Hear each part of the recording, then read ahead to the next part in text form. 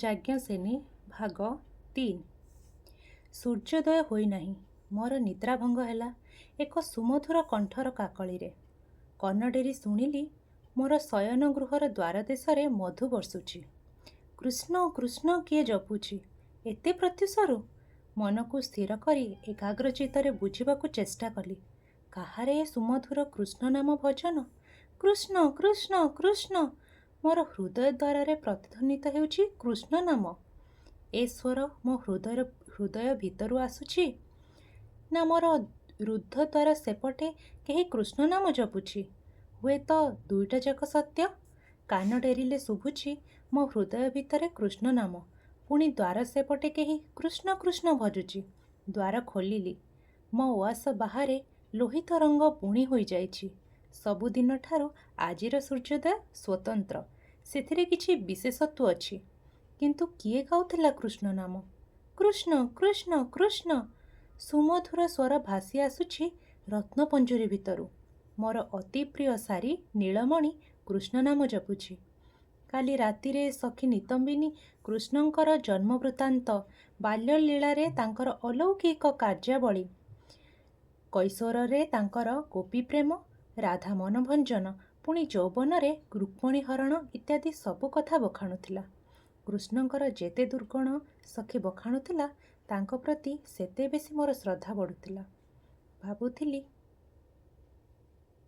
12 ବର୍ଷ ବୟସରେ ଯିଏ ଗୋକୁଳରେ ସମସ୍ତଙ୍କର ପ୍ରିୟ ହୋଇପାରିଥିଲେ, ସେ ଯଦି ଗୋପୀରଞ୍ଜନ ହୋଇଥାନ୍ତି କ୍ଷତି କ'ଣ? ଗୋପୀମାନେ କ'ଣ ଗୋକୁଳବାସୀଙ୍କ ଠାରୁ ଭିନ୍ନ? ଯଦିବା ରୁକ୍ମିଣୀ ସତ୍ୟଭାମାଙ୍କ ବ୍ୟତୀତ ଦ୍ୱାରକାରେ ତାଙ୍କର ଆହୁରି ସହସ୍ର ପତ୍ନୀ ଅଛନ୍ତି, ସେ ତ କେବଳ ଧର୍ମ ରକ୍ଷା ପାଇଁ, ନାରୀର ମର୍ଯ୍ୟାଦା ରକ୍ଷା ପାଇଁ। ଯେଉଁ କୃଷ୍ଣ ନୀଳକାନ୍ତ ମଣିଠାରୁ ଅଧିକ ଉଜ୍ଜ୍ୱଳ, ସେ କେବେ କଳୁଷିତ ହୋଇ ନ ପାରନ୍ତି। ଯେଉଁ କୃଷ୍ଣ ବିଶ୍ୱରଞ୍ଜନ, ସେ କୃଷ୍ଣ ମନୋରଞ୍ଜନ ହେଲେ କ୍ଷତି କ'ଣ? ସାରୀ ନୀଳମଣି କାଲି ରାତିରେ ନିତମ୍ବିନୀ ସହ ମୋର ସମସ୍ତ କଥୋପକଥନ ଶୁଣି କୃଷ୍ଣ ନାମ ଭଜନ ଆରମ୍ଭ କରିଦେଇଛି। ସତେ ଯେମିତି ସେ କୃଷ୍ଣା ଅନ୍ତରର ସ୍ୱରକୁ ନିଜ କାକଳରେ ପ୍ରତିଧ୍ୱନିତ ହିଁ କରୁଛି। ରତ୍ନପଞ୍ଜୁରୀ ଖୋଲି ନୀଳମଣିକୁ ଟିକେ ଆଦର କଲି। ତା କଣ୍ଠସ୍ୱରରୁ ମୋ କଣ୍ଠକୁ ଅଧିକ କୋମଳ କରି ଡାକିଲି, ନୀଳମଣି। ସେ ଡାକିଲା, କୃଷ୍ଣ କୃଷ୍ଣ କୃଷ୍ଣ କୃଷ୍ଣ। ମୁଁ ପୁଣି ଥରେ ମିଠା ସ୍ୱରରେ ଡାକିଲି, ନୀଳମଣି। କୃଷ୍ଣ କୃଷ୍ଣ ନୀଳମଣି କୃଷ୍ଣ କୃଷ୍ଣ। ମୁଁ ତାକୁ ଯେତେ ଥର ଆଦର କରି ଡାକୁଥାଏ, ସେ ସେତେ ଥର କୃଷ୍ଣ ନାମରେ ହିଁ ଜବାବ ଦେଉଥାଏ। ସତେ ଯେମିତି ନୀଳମଣି ପ୍ରତି ମୋ ସ୍ନେହର ଉପଯୁକ୍ତ ପ୍ରତିଦାନ ଦେଉଛି ତାର କୃଷ୍ଣ ନାମ ଜପ। କାରଣ କୃଷ୍ଣ ନାମ ହିଁ ଆଜି ମୋତେ ସବୁଠାରୁ ବେଶୀ ଆନନ୍ଦ ଦିଏ। ସେ କଥା ନୀଳମଣି ବି ଜାଣିଲା କେମିତି? ମୁଁ କୃତ୍ରିମ ରୋଷ ପ୍ରକାଶ କରି କହିଲି, ନୀଳମଣି ବନ୍ଦ କର। ସେ ମୋତେ ଖତେଇ ହେଇ କହିଲା, କୃଷ୍ଣ କୃଷ୍ଣ। ଓଃ ନୀଳମଣି ବନ୍ଦ କର। କୃଷ୍ଣ କୃଷ୍ଣ ନୀଳମଣି ନୀଳମଣି କୃଷ୍ଣ କୃଷ୍ଣ। ଓଃ ନୀଳମଣି, ମୋତେ ପାଗଳି କରିଦେବୁ ନା କ'ଣ? ଖିଲି ଖିଲି ହସ ପଛରୁ ଶୁଭୁଛି। ନୀଳମଣି ବି ହସୁଛି କଳକଳ ନାଦରେ। ସଖୀ ନିତମ୍ବିନୀ ପରେ ହାଜର। ମୋ ଉନ୍ମୁକ୍ତ କବରୀକୁ ସଜାଡ଼ି ନେଉ ନେଉ ସେ କହିଲା, ସକାଳୁ କୃଷ୍ଣ ନାମ ଜପ କଲଣି? ସାରା ଦିନଟା ପୁଣି ପଡ଼ିଛି ଯେ। ମୁଁ ଚମକି ଚାହିଁଲି। ଚିଡ଼ି ଉଠି ଉତ୍ତର ଦେଲି, ମୁଁ ନୁହେଁ। ମୋର ଏଇ ପ୍ରାଣର ନୀଳମଣି ସକାଳୁ କୃଷ୍ଣ କୃଷ୍ଣ ବୋଲି ପାଣି ପିଉନି। ମୁଁ ତାକୁ ବାରଣ କରୁଥିଲି। ନିତମ୍ବିନୀ ନିତମ୍ବ ଦୋହଲାଇ ମୋ ସାମ୍ନାକୁ ଚାଲି ଆସିଲା। ମୋର ଚିବୁକ ଧରି ହଲାଇ ଦେଇ କହିଲା, ହଁ ଗୋ, ତମର ପ୍ରାଣର ନୀଳମଣି ତ ହେଉଛନ୍ତି କୃଷ୍ଣ। କୃଷ୍ଣ ଯିଏ, ନୀଳମଣି ସେଇ। କୃଷ୍ଣଙ୍କୁ ଅତି ଆଦରରେ ଡକାଯାଏ ନୀଳମଣି। ତମେ ତ ଉଠିବା ମାତ୍ରେ ନୀଳମଣି ହୁରି ପକାଇଛ। ମୁଁ ଜିଭ କାମୁଡ଼ି ପକାଇଲି। ଲଜ୍ଜାରେ କହିଲି, ଛି, ମୁଁ କି ଏତେ କଥା ଜାଣେ? ମୋ ଶାରୀର ନାମ ତ ନୀଳମଣି। ମୁଁ ଆଉ କ'ଣ କରିବି ଯେ? ଶାରୀର ନାମ ତମେ ତ ଦେଇଥିଲ ଜେମା ଦେଇ। ନିତମ୍ବିନୀ ଆଖି ନଚାଇ କହିଲା। ମୁଁ ହାରିଯାଇ କହିଲି, ହଁ, ମୁଁ ତାର ନାମ ଦେଇଥିଲି। କିନ୍ତୁ କାହିଁକି ଯେ ଏତେ ନାମ ଭିତରୁ ନୀଳମଣି ନାମଟି ମୋତେ ଏତେ ଭଲ ଲାଗିଥିଲା, ମୁଁ ଜାଣେନା। ଯେଉଁଦିନ ମୋ ଶାରୀର ନାମକରଣ ଉତ୍ସବ ହେଲା, ସେଦିନ ରାଜକବି କେତେ ଗୁଡ଼ାଏ ନାମର ତାଲିକା କରି ଆଣିଥିଲେ। ଏହି ନାମଟି ମୋ କାନକୁ ଏତେ ମଧୁର ଶୁଭିଲା କାହିଁକି ମୁଁ ବୁଝିପାରୁନି। ସେମିତି ହୁଏ ଗୋ ଜେମା, ନହେଲେ ଏତେ ନାମ ଥାଉ ଥାଉ ତମର ନାମ କୃଷ୍ଣା ହୋଇଥାନ୍ତା କାହିଁକି? ହେଲେ ତମ ଗଳାରେ ନୀଳମଣି ଡାକଟି ଏଡ଼େ ମଧୁର ଯେ।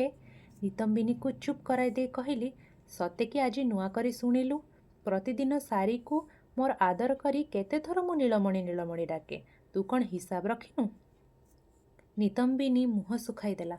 କହିଲା, ତମ କଣ୍ଠରେ ନୀଳମଣି ଡାକ ମୋ ପାଇଁ ନୂଆ ନୁହେଁ, କିନ୍ତୁ ଅତିଥି ଭବନରେ ଯେଉଁ ପରମ ଅତିଥି ବିଶ୍ରାମ କରୁଛନ୍ତି ତାଙ୍କ ପାଇଁ ତ ନୂଆ। କିନ୍ତୁ ଜେମା, ଅତିଥିଙ୍କ ନିଦ୍ରାରେ ବ୍ୟାଘାତ ଆଣିବା ତ ଆଦୌ ଉଚିତ ନୁହେଁ। ମୁଁ ବିଚଳିତ ହୋଇ କହିଲି, କାହା କଥା କହୁଛୁ? ମୁଁ କାହିଁକି କାହାର ନିଦ୍ରାରେ ବ୍ୟାଘାତ ଆଣିବି? ନିତମ୍ବିନୀ ଆଖି ଦୁଷ୍ଟାମୀର କଟାକ୍ଷ ହାଣି କହିଲା, ତମର ଆହ୍ଲାଦ ଭରା ନୀଳମଣି ଡାକ ସାଙ୍ଗକୁ ତମ ନୀଳମଣିର ମଧୁର କୃଷ୍ଣ ନାମ ଅତିଥି ଭବନରେ ଏମିତି ଗୁଞ୍ଜରି ଉଠିଲା ଯେ ବିଚରା ଅସଲ ନୀଳମଣି ଫୁଲର ସୁଗନ୍ଧରେ ମଧୁପ ପଥହରା ହେଲା ଭଳି ବାତୁଳ ପ୍ରାୟ ହେଉଛନ୍ତି। ସେ ବୁଝିପାରୁନାହାନ୍ତି ଏମିତି ଆଦରରେ ହୃଦୟର ସବୁ ମମତା ନିଗାଡ଼ି କିଏ ତାଙ୍କୁ ଡାକୁଛି। ସତେ ମ ଜେମା, ତମର ସ୍ୱର ଆଉ ତମ ନୀଳମଣିର ସ୍ୱର ଦୂରରୁ ଜମା ବାରି ହେଉନି। ମୁଁ ଆସୁଥିଲି, କୃଷ୍ଣ ପଚାରିଲେ, କାହାର ଏ ସ୍ୱର? ମୁଁ କହିଲି, ଜେମାଙ୍କର ସ୍ୱର ପ୍ରାୟ ଶୁଭୁଛି। କୃଷ୍ଣ ହସିଦେଲେ। ସତେ ମ ଜେମା, ସେ ହସ ଟିକକ ଦେଖିଲେ କେଉଁ ଦାମ୍ଭିକା ନାରୀ ଭଲା ଧୈର୍ଯ୍ୟ ଧରି ରହିବ? ତମେ ନ ଦେଖିଛ ଭଲ ହୋଇଛି। ମୁଁ ଲଜ୍ଜାରେ ଝାଉଁଳି ଗଲି। କୃଷ୍ଣ କ'ଣ ଭାବିଥିବେ? ବିରକ୍ତ ହୋଇ କହିଲି, ମୁଁ ଯେ ମୋର ସାରିକୁ ଡାକୁଥିଲି ସେଇ କଥା ବୁଝେଇ ଦେଲୁନି କାହିଁକି? ନିତମ୍ବନୀ ମୃଦୁ ହସି କହିଲା, ମୋତେ ସେ ଯେତିକି ପଚାରିଲେ ମୁଁ ତାର ଉତ୍ତର ମାତ୍ର ସେତିକି ଦେଲି। ଏତେ ବଡ଼ ଲୋକଙ୍କ ଉପରେ ପଡ଼ି କଥା ହେବା ମୋର ସେତିକି ସାହସ ନାହିଁ। ମୁଁ ଆସ୍ତେ ପଚାରିଲି, କୃଷ୍ଣ ଆଉ କ'ଣ ପଚାରିଲେ? ନିତମ୍ବନୀ କହିଲା। କୃଷ୍ଣ କହିଲେ, ତମ ଜେମା କ'ଣ ରାତିରେ ଶୁଅନ୍ତି ନାହିଁ? ସୂର୍ଯ୍ୟ ଉଦୟ ହେଇନି ସେ ନୀଳମଣି ନୀଳମଣି ଭଜୁଛନ୍ତି ଯେ। କଣ୍ଠସ୍ୱରରେ ଟିକିଏ ବି ଆଳସ୍ୟର ଚିହ୍ନ ନାହିଁ। ଭାରି ସୁନ୍ଦର ସ୍ୱର। ମୁଁ ଉପର ମୁହଁରେ ନିତମ୍ବିନୀକୁ ଚିଡ଼ିଲେ ବି ମନ ଭିତରେ ଗୋଟିଏ ସ୍ୱପ୍ନର ମାୟା ନିବିଡ଼ ହୋଇ ଆସୁଥାଏ। ମୋତେ ବିଚିତ୍ର ପୁଲକରେ ଆଚ୍ଛନ୍ନ କରୁଥାଏ। ନିତମ୍ବିନୀ ମୋତେ ହଲାଇ ଦେଇ କହିଲା, କଥା ସରି ନାହିଁ, ଏତିକି ବେଳୁ ଚେତା ହରାଇଲେ ଚଳିବ ନାହିଁ। ମୁଁ ପ୍ରକୃତିସ୍ଥ ହେଲି। ନିତମ୍ବିନୀ ଓଠ ଚିପି ହସୁ ହସୁ କହିଲା, କୃଷ୍ଣ କହିଲେ, ତମ ଜେମା ମୋତେ ସ୍ମରଣ କରୁଛନ୍ତି ଜାଣି ଖୁସି ହେଲି। ତାଙ୍କୁ ମୋର ଧନ୍ୟବାଦ ଜଣାଇଦେବ। ମୁଁ ଲାଜ୍ୟରେ ମରିଯାଇ ଭାବିଲି, ଛି ଛି, ଏ ନୀଳମଣି ସାରି ମୋତେ ଆଜି କି ପ୍ରମାଦରେ ନ ପକାଇଲା। କୃଷ୍ଣକୁ କେମିତି ମୁହଁ ଦେଖାଇବି? ରାଗରେ ରତ୍ନପୁଞ୍ଜରୀ ଖୋଲିଦେଲି। ନୀଳମଣିକୁ ଉଡ଼ାଇ ଦେଲି ବାହାରକୁ। କହିଲି, ଯା, ବାହାରି ଯା, ଏଥର ତୁ ମୁକ୍ତ। ମୁଁ ବି। ନୀଳମଣି ଘୁରି ଘୁରି ଉଡ଼ିଲା ମୋ ଅଗଣାରେ। କେତେଥର ନୀଳମଣି କି ଏମିତି ଉଡ଼ାଇ ଦେଇଛି। ସେ ଘୁରି ଘୁରି ଉଡ଼ି ବୁଲିଛି ମୋ ପଛେ ପଛେ। ପୁଣି ଆପେ ଆପେ ରତ୍ନପଞ୍ଜୁରୀ ମଣ୍ଡନ କରିଛି। ଭାବିଲି ଏଥର ବି ସେ ସେମିତି କରିବ। କିନ୍ତୁ ନୀଳମଣି କିଛି ସମୟ ପରେ କୃଷ୍ଣ କୃଷ୍ଣ ଉଚ୍ଚାରଣ କରି ଦୂରକୁ ଉଡ଼ିଗଲା। ନୀଳ ଆକାଶରେ ମିଶିଗଲା ବିନ୍ଦୁଟିଏ ହୋଇ। ଭାବିଲି, ନୀଳମଣି କ'ଣ ମୋର ପ୍ରକୃତ କୃତ୍ରିମ ରୋଷକୁ ବୁଝି ନ ପାରି ମୋତେ ଦଗା ଦେଇ ବଣକୁ ଚାଲିଗଲା? ନୀଳମଣି ବିନା ମୋ ଦିନ କେମିତି କଟିବ? କିଏ ମୋତେ ମୋର ମନ କଥା ଶୁଣାଇବ? ନିତମ୍ବିନୀ ମୋର ଦ୍ୱନ୍ଦ୍ୱ ବୁଝିପାରି କହିଲା, ଜେମା, ବ୍ୟସ୍ତ ହୁଅ ନାହିଁ। ନୀଳମଣି ଯାହାର ନାମ ସେ କେବେ ଦଗା ଦିଏ ନାହିଁ। ନୀଳମଣି ତୁମକୁ ଡରାଇବା ପାଇଁ ଟିକେ ଦୂରକୁ ହୁଏତ ଉଡ଼ିଯାଇଛି, ନଚେତ୍ କେଉଁଠି ଅବା ସାଥୀର ସନ୍ଧାନ ପାଇଛି।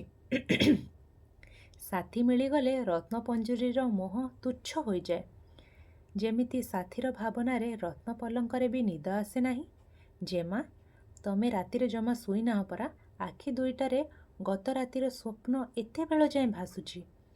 ସୁନିଦ୍ରା ନ ହେଲେ ମଣିଷ ସ୍ୱପ୍ନ ଦେଖେ ନା କ'ଣ? ନିତମ୍ବିନୀ ପଣତ କାନି କାମୁଡ଼ି କାମୁଡ଼ି ଦୁଷ୍ଟ ବାଳିକା ଭଳି ହସିଲା। ନିତମ୍ବିନୀ ଚତୁରୀ। କଥାକୁ କୋଉଠୁ ନେଇ କୋଉଠି ପହଞ୍ଚାଇ ଦିଏ ମୁଁ ସେ କଥା ଜାଣେ। ଆଜି କିନ୍ତୁ ତାର ଚତୁର କୌତୁକକୁ ମୁଁ ଉପଭୋଗ କରିପାରିଲି ନାହିଁ। ନୀଳମଣିର ଚିନ୍ତାରେ ମୁଁ ବିଷଣ୍ଣ ହୋଇପଡ଼ିଥାଏ। ଏତିକିବେଳେ ନୀଳମଣି କାହୁଁ ଉଡ଼ି ଆସି ମୋ କାନ୍ଧରେ ବସିଲା। ଥଣ୍ଟରେ କ'ଣ ଖଣ୍ଡେ ଧରିଥାଏ। ମୋ କବରୀରେ ତାକୁ ଖୋସିଦେଲା। ମୋ କାନ ପାଖରେ ଗାଇଲା, କୃଷ୍ଣା କୃଷ୍ଣା କୃଷ୍ଣା। ନିତମ୍ବନୀ ବିସ୍ମିତ ହୋଇ ଚାହିଁଥାଏ ମୋର କବରୀକୁ। ଏଥିରେ ବିସ୍ମିତ ହେବାର କ'ଣ ଅଛି? ମୋ ଅଭିମାନ ଭାଙ୍ଗିବା ପାଇଁ ନୀଳମଣି ତ ଏ କିଛି ନୂଆ କାଣ୍ଡ ନୁହେଁ। ସବୁଥରକ ସେ ଫୁଲ କେଣ୍ଡାଏ ଚଞ୍ଚୁରେ ଧରି ଉଡ଼ି ଆସେ ଆଉ ମୋ ଗଭାରେ ଖୋସି ଦିଏ। କିନ୍ତୁ କେବେ ତ ସେ ମୋତେ କୃଷ୍ଣା ଡାକେ ନାହିଁ, ମୋତେ ସେ ଡାକେ ଜେମା। ସବୁଥରକ ମୋ କାନ ପାଖରେ ସେ କହେ ଜେମା ଜେମା ଜେମା, ରାଗିଛ ରାଗିଛ ରାଗିଛ। ନିତମ୍ବନୀ ଯେମିତି ଦୋହରେଇ ଦୋହରେଇ ମୋତେ ପଚାରେ ନୀଳମଣି ତା'ଠାରୁ ଶିଖିଛି, କିନ୍ତୁ ଆଜି ସେ କୃଷ୍ଣା ଡାକ ଶିଖିଲା କେଉଁଠୁ? ମୁଁ ନୀଳମଣିକୁ ଧରିଲି, ତାକୁ କିଛି କହିବାକୁ ଯାଉଛି। ନିତମ୍ବନୀ କହିଲା, ଜେମା, କୃଷ୍ଣଙ୍କ କାଣ୍ଡ ଦେଖିଲ ତ? କୃଷ୍ଣ କ'ଣ କଲେ? ନୀଳମଣିକୁ କୃଷ୍ଣ ନାମ ଭଜନ ଶିଖାଇଦେଲେ ଯେ। କେମିତି? ତେଣେ ଏଣେ କୃଷ୍ଣ ହେଉଛି, ତମେ ଏଣେ କୃଷ୍ଣ କୃଷ୍ଣ ହେଉଛ, ସେ ତେଣେ କୃଷ୍ଣ କୃଷ୍ଣ ହେଉଛନ୍ତି। ନୀଳମଣି ତାଙ୍କରି ପାଖରୁ ଶୁଣି ଆସିଛି କୃଷ୍ଣା କୃଷ୍ଣା କହୁଛି। ମୁଁ ନିତମ୍ବିନୀ ଆଗଚଲା କଥା ପାଇଁ ବେଳେବେଳେ ଚିଡ଼େ, ଆଜି ବି ଚିଡ଼ିଗଲି। କହିଲି, ନୀଳମଣି କୃଷ୍ଣଙ୍କ ପାଖକୁ ଯାଇଥିଲା ବୋଲି ପ୍ରମାଣ କ'ଣ? ଏଇ ତମ ଗଭାର ଅଗୁରୁ ଚନ୍ଦନ ସୁରଭିତ ମୟୂର ଚନ୍ଦ୍ରିକା। ଏତିକି କହି ନିତମ୍ବିନୀ ମୋ ଗଭାରୁ ମୟୂର ଚନ୍ଦ୍ରିକାଟି କାଢ଼ି ଆଣିଲା। ମୋ ନାକ ପାଖରେ ହଲାଇ ଦେଇ ମୋ ଗଣ୍ଡରେ ଛୁଆଇଁ କହିଲା, ଏଥର ବୁଝିଲ ତ? ମୁଁ ପୁଲକିତା ବିସ୍ମିତା ହୋଇ ଠିଆ ହୋଇଗଲି। ପ୍ରକୃତରେ ଏ ମୟୂର ଚନ୍ଦ୍ରିକା ଆମ ପୋଷା ମୟୂରଙ୍କ ଭିତରୁ କାହାରି ନୁହେଁ। ଏ ଚନ୍ଦ୍ରିକା ନୀଳ ସନ୍ଧ୍ୟା ଆକାଶର ମେଘ ପରି ଘନ, ସୁନ୍ଦର, ବିସ୍ତୃତ। ଅଗୁରୁ ଚନ୍ଦନର ବାସ୍ନା ମଧ୍ୟ କେଉଁଠୁ ଆସିବ ମୟୂର ଚନ୍ଦ୍ରିକା ଦେହରୁ? କୃଷ୍ଣ କ'ଣ ତେବେ ମୋ ନାମ ସ୍ମରଣ କରୁଥିଲେ? ମୁଁ ତାଙ୍କର କିଏ? ଦ୍ୱାରକାରେ ଅଛନ୍ତି ତାଙ୍କର ପ୍ରାଣପ୍ରିୟ ପତ୍ନୀ ଅଷ୍ଟପାଟ ବଂଶୀ ସତ୍ୟଭାମା, ରୁକ୍ମଣୀ, ଆହୁରି କେତେ କିଏ। ମୁଁ ଯାହାର ଶ୍ୟାମାଙ୍ଗିନୀ କୃଷ୍ଣା, ମୋତେ କାହିଁକି ସେ ମନରେ ସ୍ଥାନ ଦେବେ? ମୁଁ ତାଙ୍କଠାରେ ଅର୍ପିତା, ତେଣୁ ମୁଁ ତାଙ୍କୁ ଝୁରୁଛି, ସେ କାହିଁକି ମୋତେ ଝୁରିବେ? ଦେବତାର ପାଦ ତଳେ ପ୍ରତିଦିନ କେତେ ଫୁଲ ଚଢ଼ା ହୁଏ, ଦେବତା କ'ଣ ତାର ହିସାବ ରଖନ୍ତି? ଗଳାର ଫୁଲ ହିଁ ଦେବତାଙ୍କର ଶୋଭା ବଢ଼ାଏ, ତାରି ସୁରଭି ସେ ଆଘ୍ରାଣ କରନ୍ତି। ପାଦ ଲଗା ଫୁଲ ତ ଭୂଇଁରେ ଲୁଟୁଥାଏ। ମୁଁ ଏମିତି ଭାବୁଛି, ପିତାଙ୍କ ପାଖରୁ ନିର୍ଦ୍ଦେଶ ଆସିଲା, କୃଷ୍ଣ ଦର୍ଶନ ପାଇଁ ପ୍ରସ୍ତୁତ ହୁଅ, ଆଶୀର୍ବାଦ ଦେଇ କୃଷ୍ଣ ଦ୍ୱାରକା ଫେରିଯିବେ। ମୁଁ ପ୍ରସ୍ତୁତ ହେଲି। କୃଷ୍ଣଙ୍କ ପାଇଁ ବାଛି ବାଛି ବଗିଚାର ସବୁଠୁ ସୁନ୍ଦର ଫୁଲ ତୋଳି ମାଳା ତିଆରି କଲି, ଫୁଲମାଳ ଦେଇ ତାଙ୍କର ବନ୍ଦନା କରିବା ପାଇଁ। ପିତାଙ୍କର ନିର୍ଦ୍ଦେଶ, ଲଜ୍ଜା କଲେ ଚଳିବ ନାହିଁ, ପିତା ବିରକ୍ତ ହେବେ ମୁଁ ଜାଣେ। ଖୁବ୍ ଶୀଘ୍ର ମୁଁ ପ୍ରସ୍ତୁତ ହେଲି, କିନ୍ତୁ ମୋ ଜୀବନ ରୂପ ବେଶ ମୋ ମନକୁ ଯାଉନଥାଏ। ଯାହାର ପାଦ ଦୁଇଟି ଏତେ ମନଲୋଭା, ତାଙ୍କର ଚକ୍ଷୁ ଦୁଇଟି କେତେ କମନୀୟ ହୋଇନଥିବ? ସେଇ କମନୀୟ ଚକ୍ଷୁ ଦୁଇଟି ମୋ ରୂପକୁ, ମୋ ବେଶକୁ ଗ୍ରହଣ କରିବ ତ? ଦର୍ପଣ ସାମ୍ନାରେ ଠିଆ ହୋଇ ମୁଁ ବାରମ୍ବାର ଭିନ୍ନ ଭିନ୍ନ ଶାଢ଼ୀ ପିନ୍ଧି ବଦଳାଉଥାଏ, ଭିନ୍ନ ଭିନ୍ନ ଗହଣା ପିନ୍ଧି ଖୋଲୁଥାଏ, କିନ୍ତୁ ମନକୁ ଯାଉନଥାଏ। ଭାବିଲି, ଏପରି କମନୀୟ ଆଖି ଦୁଇଟିର ସାମ୍ନା କରିବା ପାଇଁ ଯଦି ମୋର ଜନ୍ମ, ତେବେ ମୋର ରୂପକୁ ବିଧାତା ଆହୁରି ରମଣୀୟ କଲେ ନାହିଁ କାହିଁକି? ନିଜ ରୂପଭେକ ଉପରେ ବିରକ୍ତ ହୋଇ ଶେଷକୁ ଅଷ୍ଟ ଅଳଙ୍କାର ଖୋଲି ପକାଇଲି। ସୁବର୍ଣ୍ଣ ଜରିକା ମୋର ପାଟଶାଢ଼ୀ ଖୋଲି ମୋର ସବୁଦିନିଆ ଶୁଭ୍ର ବସନ ପିନ୍ଧିଲି। ନିରସ୍ତ ହେଇ ବସି ପଡ଼ିଲି ପଲଙ୍କରେ। କହିଲି, ନିତମ୍ବିନୀ ସଖୀ, କେଉଁ ରୂପରେ କୃଷ୍ଣଙ୍କୁ ଭେଟିବି ମୁଁ ବୁଝିପାରୁନି, ମୋତେ ବାଟ ବତାଇ ଦିଅ। ନିତମ୍ବିନୀ ମୋର କାନ୍ଧରେ ହାତ ରଖିଲା, ସ୍ନେହପୂର୍ଣ୍ଣ କଣ୍ଠରେ କହିଲା, ଜେମା, ତମେ ତ ପୃଥିବୀର ଶ୍ରେଷ୍ଠ ସୁନ୍ଦରୀ। କୃଷ୍ଣ ଯଦି ପୃଥିବୀର ସୁନ୍ଦରତମ ପୁରୁଷ ହୁଅନ୍ତି, ତମର ଚିନ୍ତା କାହିଁକି? କୃଷ୍ଣ ଯଦି ହୁଅନ୍ତି ଅନନ୍ତ ନୀଳିମା ଆକାଶ, ତମେ ହେବ ସେ ନୀଳିମାର ଶୋଭାବର୍ଦ୍ଧନକାରିଣୀ, ସନ୍ଧ୍ୟାକାଳୀନ ମେଘଖଣ୍ଡ। କୃଷ୍ଣ ଯଦି ହୁଅନ୍ତି ନୀଳ ସରସିର ଜଳ, ତମେ ହେବ ତା ବୁକୁରେ ନୀଳ ଇନ୍ଦିବର। କୃଷ୍ଣ ଯଦି ହୁଅନ୍ତି ସବୁଜ ଶ୍ୟାମଳ ପୃଥିବୀ, ତମେ ହେବ ପୃଥିବୀ ବୁକୁରେ ତରଙ୍ଗିତ ନୀଳ ଶୈଳ ଶ୍ରେଣୀ। ଆଉ କୃଷ୍ଣ ଯଦି ହୁଅନ୍ତି ଶାନ୍ତ ସୁନୀଳ ବିଶାଳ ସମୁଦ୍ର, ତମେ ହେବ ତା ବୁକୁରେ କୋମଳ ଶୈବାଳିନୀ।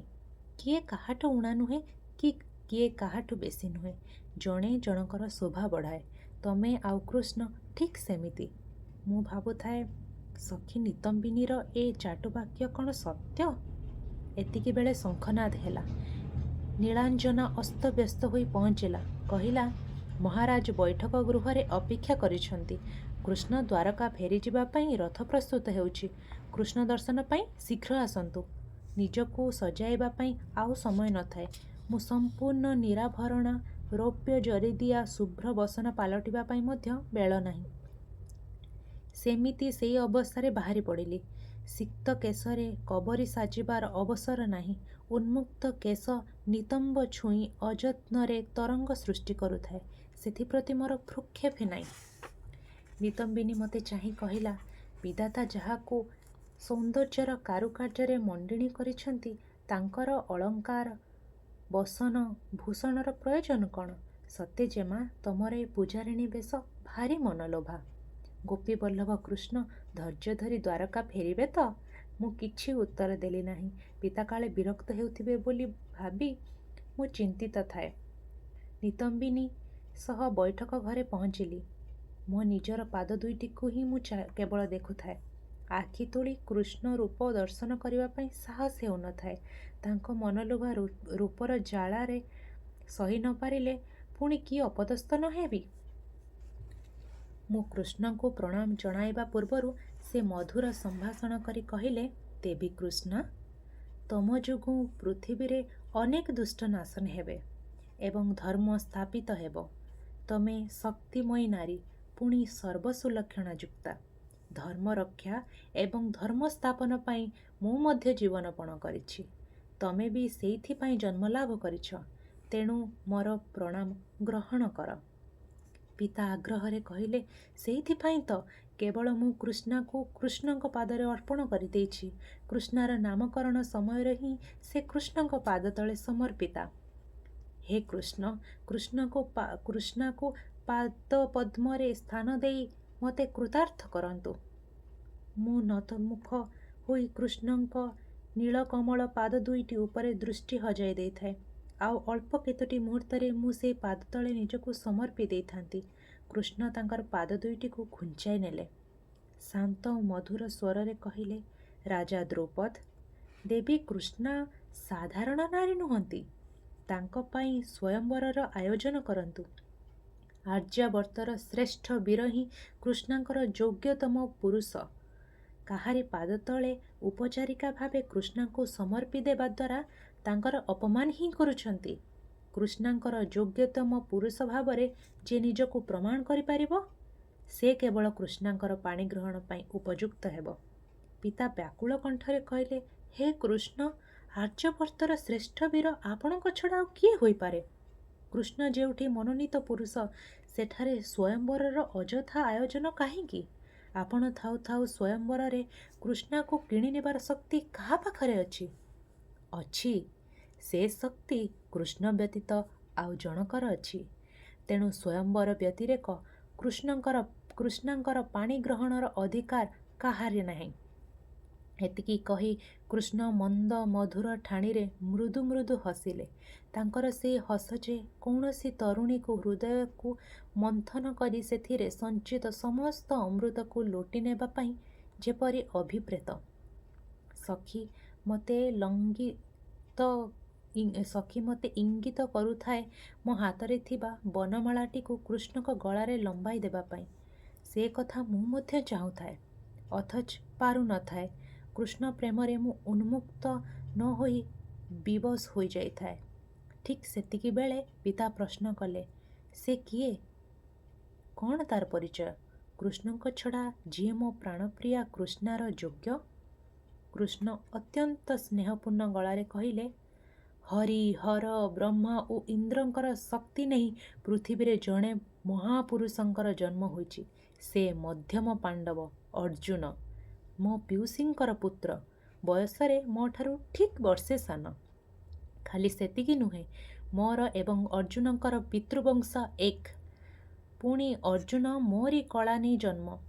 ଚନ୍ଦ୍ରବଂଶୀ ରାଜା ଯଯାତିଙ୍କ ଔରସରେ ଶୁକ୍ରାଚାର୍ଯ୍ୟଙ୍କର କନ୍ୟା ଦେବଯାନୀଙ୍କ ଗର୍ଭରୁ ଯଦୁଙ୍କର ଜନ୍ମ। ସେ ମୋର ପିତୃପୁରୁଷ। ଯଯାତିଙ୍କ ଦ୍ୱିତୀୟା ପତ୍ନୀ ଦୈତ୍ୟରାଜ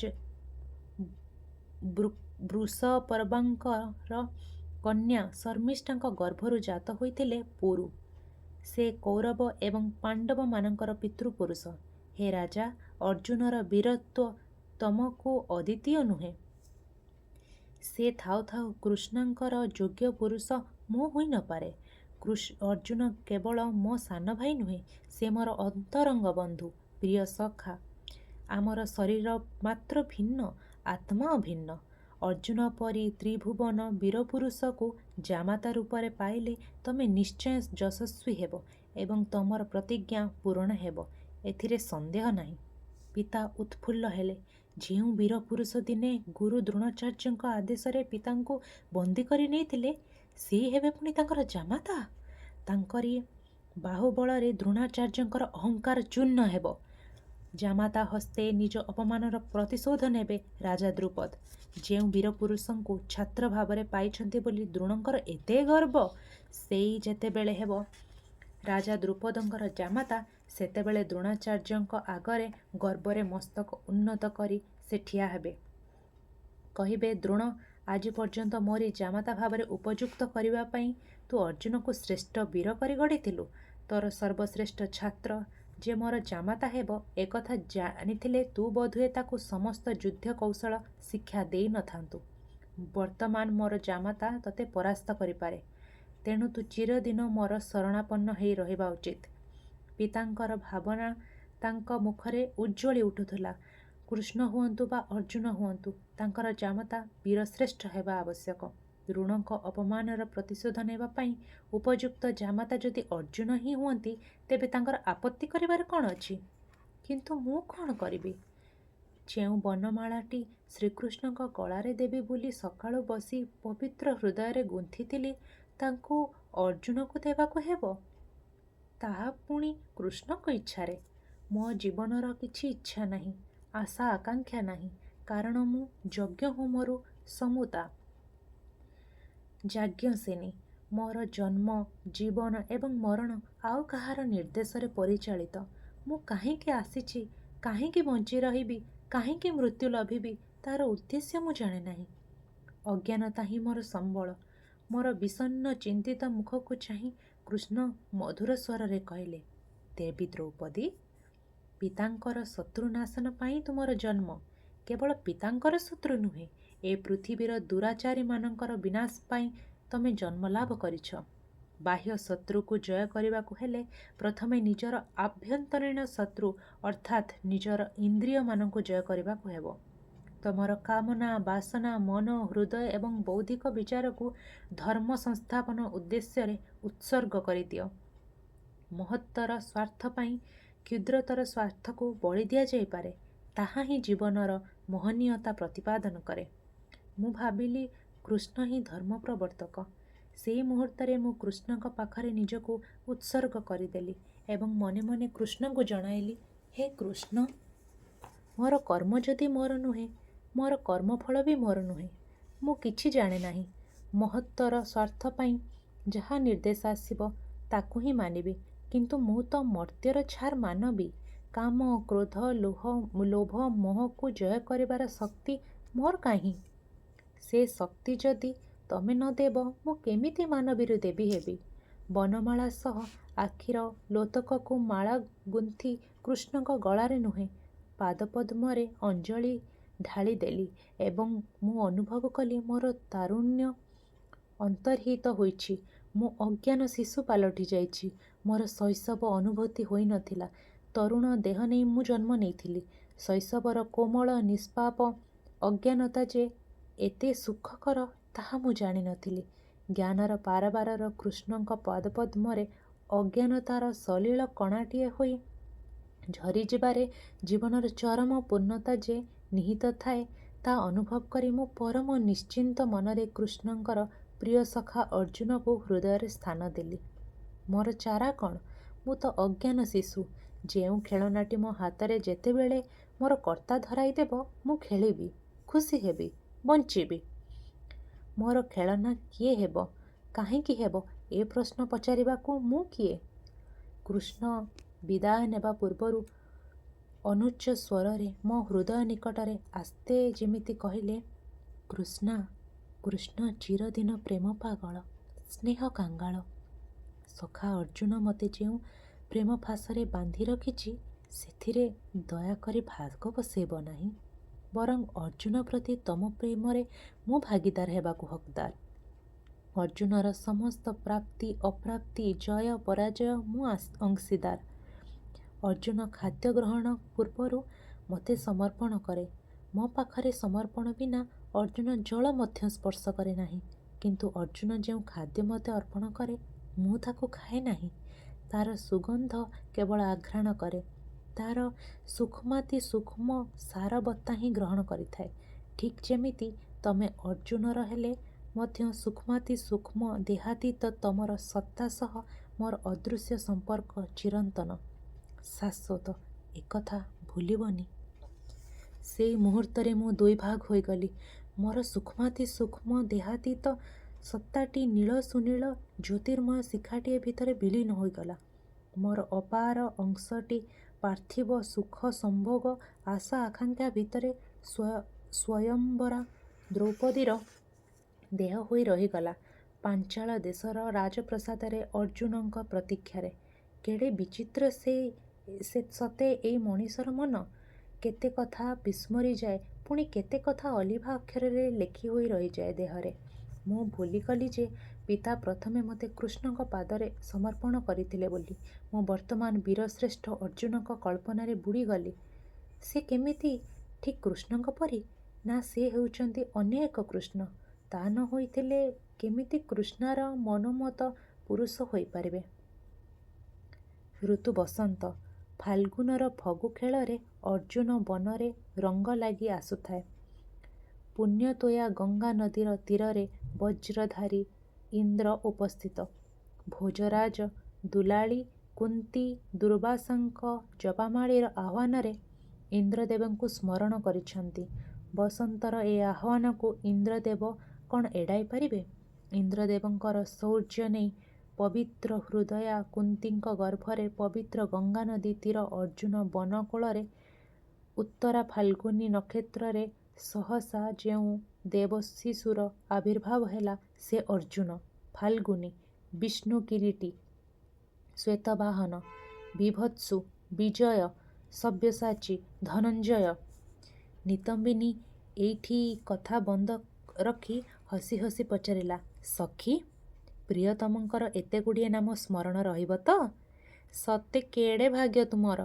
ତମେ ଏତେଗୁଡ଼ିଏ ନାମର ଯେ ଅଧିକାରୀ, କେତେ ଯଶ କୀର୍ତ୍ତି ବିଦ୍ୟା ବୁଦ୍ଧିର ସେ ଅଧିକାରୀ ହୋଇନଥିବ। ଏଥର କୃଷ୍ଣଙ୍କୁ ଭୁଲି ଫାଲ୍ଗୁନୀକୁ ସ୍ମରଣ କର। ମୁଁ କହିଲି, ସଖୀ, ଯେଉଁ ହୃଦୟରେ ଶ୍ରୀକୃଷ୍ଣଙ୍କୁ ଥରେ ସ୍ଥାନ ଦେଇଦେଲି ସେଠି ପୁନର୍ବାର କେବଳ ସବ୍ୟସାଚୀଙ୍କୁ ହିଁ ସ୍ଥାନ ଦେଇପାରେ। କାରଣ ସେ ଦିତିକୃଷ୍ଣ। କୃଷ୍ଣଙ୍କର କଳା ନେଇ ଜନ୍ମ। ତାଙ୍କ ଭିତରେ ମୁଁ କୃଷ୍ଣକୁ ହିଁ ପାଇବି। କୃଷ୍ଣ ଯେତେବେଳେ ମୋ ପାଇଁ ଅର୍ଜୁନଙ୍କୁ ହିଁ ଉପଯୁକ୍ତ ମନେ କରନ୍ତି, ମୋର ବିଶ୍ୱାସ ଅର୍ଜୁନ ହିଁ ଏ ପୃଥିବୀର ଶ୍ରେଷ୍ଠ ବୀର। ନିତମ୍ବିନୀ ହସି ହସି କହିଲା, ସଖୀ, ତମେ କ'ଣ ଅର୍ଜୁନର ବୀରତ୍ୱ କାହାଣୀ ଶୁଣିନାହଁ? ଅତ୍ୟନ୍ତ ବାଲ୍ୟକାଳରୁ ହିଁ ଅର୍ଜୁନଙ୍କର ବୀରତ୍ୱ ପ୍ରକଟିତ ହୋଇଥିଲା। ଗୁରୁ ଦ୍ରୋଣଙ୍କର ସେ ଶ୍ରେଷ୍ଠ ଛାତ୍ର। ଗୁରୁ ଦ୍ରୋଣଙ୍କର ଅଦ୍ଭୁତ ଅସ୍ତ୍ର ପରୀକ୍ଷାରେ ଅର୍ଜୁନ ହିଁ ଜୟଲାଭ କରିଥିଲେ।